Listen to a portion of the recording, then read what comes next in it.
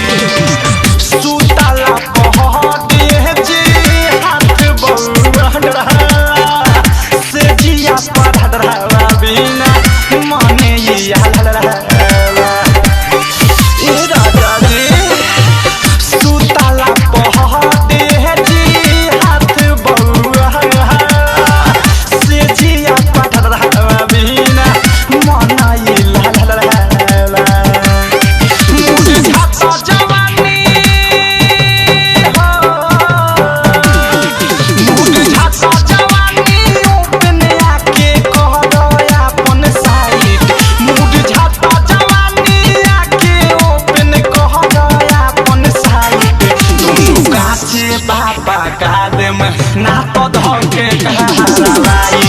दोनों काछे बाबा कहा दे में ना तो धके कहराई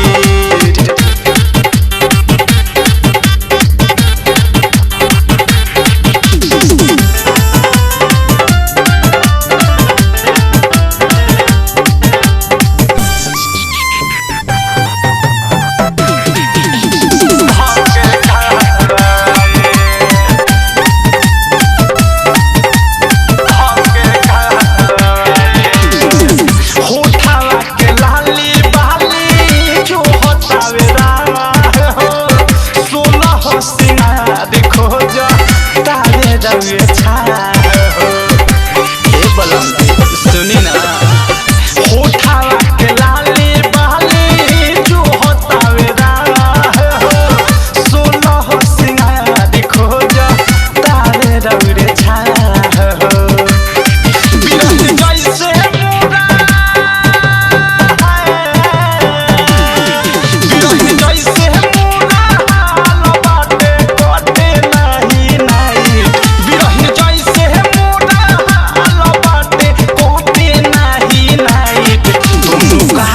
बाबा कहा दे में ना तो धके कहराई दोनों काछे बाबा कहा दे में ना तो धके कहराई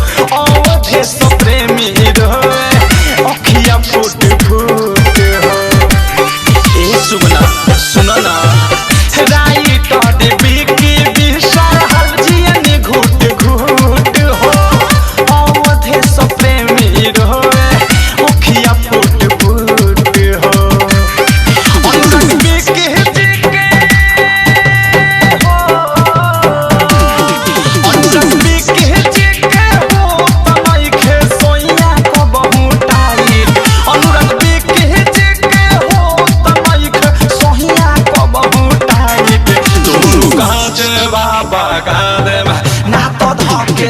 कहराई